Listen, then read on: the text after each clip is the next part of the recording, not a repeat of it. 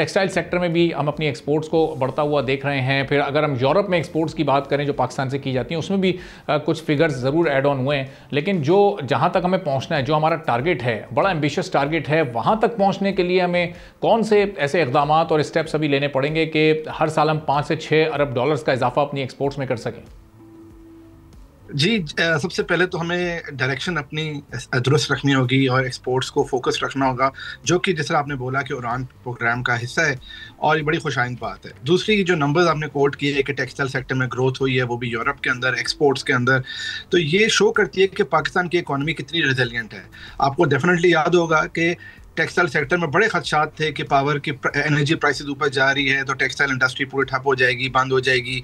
इसी तरीके से ये भी शोर था इंटरनेट की जब स्पीड पाकिस्तान में ख़राब हुई कि आईटी एक्सपोर्ट्स ख़राब हो जाएंगी, बिल्कुल उतना बहुत बड़ा लॉस हो जाएगा इकॉनमी पर। मगर हमने देखा कि आईटी एक्सपोर्ट्स की इंक्रीज हुई और अब टेक्सटाइल के नंबर्स भी यही शो कर रहे हैं कि टेक्सटाइल एक्सपोर्ट्स में ग्रोथ हो रही है।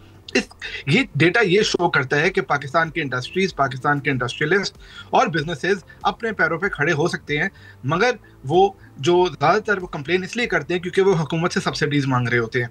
तो अभी लास्ट पॉइंट ये है कि ज़रूरी है पाकिस्तान के लिए कि हम एक्सपोर्ट्स पे फोकस करें, मगर ऐसी एक्सपोर्ट्स करें जो हम अपनी कैपेबिलिटीज़ के बेसिस पे कर सके, जिसका मतलब है टेक्सटाइल में हम वैल्यू एडेड के अंदर जाए। आज एक बड़ी अच्छी अनाउंसमेंट आई कि पाकिस्तान की लीडिंग टेक्सटाइल कंपनी ने अनाउंस किया कि वो ग्लोबल फर्म के साथ पार्टनरशिप कर रही है। So that's what we need to do, we need to go up the value curve.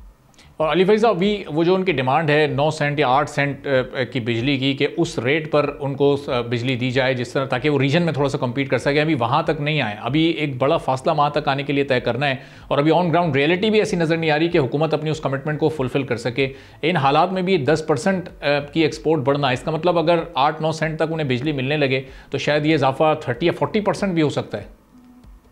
बेशक बेशक, आप देखिए इसके दोबारा दो पहलू हैं कि एक तो हमने टेक्सटाइल सेक्टर को कई डेकेड्स तक प्रोटेक्ट किया है, तो अब ये सेक्टर को अपने पाँव पे खड़ा होना चाहिए और जो मार्केट रेट्स है उस पे ऑपरेट करना चाहिए।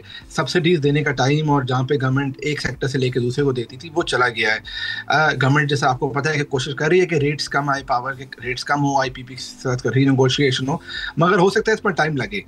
टेक्सटाइल इंडस्ट्री को ये फोकस करना चाहिए कि वो क्या कर सकते हैं, और उसका वो यही है कि they should go up the value chain और अपने कस्टमर से करीब हो और स्पेशलाइज्ड चीज़ों में एक्सपोर्ट्स करे। ये डेटा ये शो करता है कि वो ये कर सकते हैं और उनकी ग्रोथ काफ़ी पॉजिटिव है। सब्सक्राइब करें और बेल दबाएं ताकि कोई खबर रह न जाए।